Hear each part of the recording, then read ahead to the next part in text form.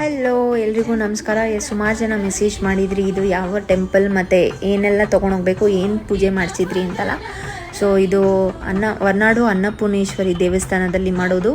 ನೀವು ದೇವಸ್ಥಾನಕ್ಕೆ ಹೋಗಿದ ತಕ್ಷಣ ಅಲ್ಲೇ ಟಿಕೆಟ್ಸ್ ಅವೈಲೇಬಲ್ ಇರುತ್ತೆ, ಅನ್ನಪ್ರಾಶನ ಮಾಡಿಸ್ಬೇಕು ಅಂತ. ಸೊ ದರ್ಶನ ಆಗಿದ ತಕ್ಷಣ ನೀವು ಒಂದು 5 ಮಿನಿಟ್ಸ್ ವೆಯ್ಟ್ ಮಾಡಿದ್ರೆ ಒಂದು 5 ನಿಮಿಷ ಪೂಜೆ ಮಾಡ್ತಾರೆ ಅಷ್ಟೇ.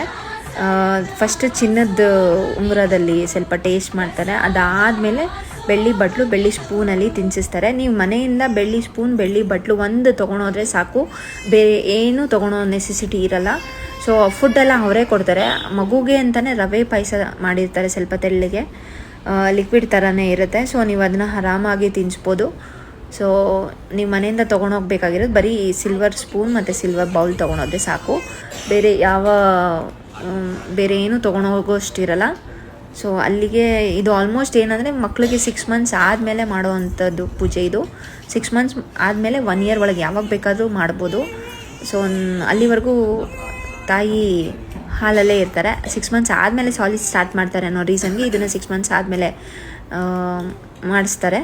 ಸೊ ನಾನು ಶುರು ಮಾಡೋಕ್ಕೆ ಮುಂಚೆನೇ ಮಾಡಿಸ್ಬೇಕಂತ ಹೇಳಿ ಹೋಗಿದ್ದು. ಸೊ ಅಲ್ಲಿಗೆ ದೇವರ ದರ್ಶನವೂ ಆಯಿತು, ಮತ್ತು ನಿಮಗೆ ಅನ್ನದಾನ ಟಿಕೆಟ್ಸ್ ಅವೈಲೇಬಲ್ ಇರುತ್ತೆ.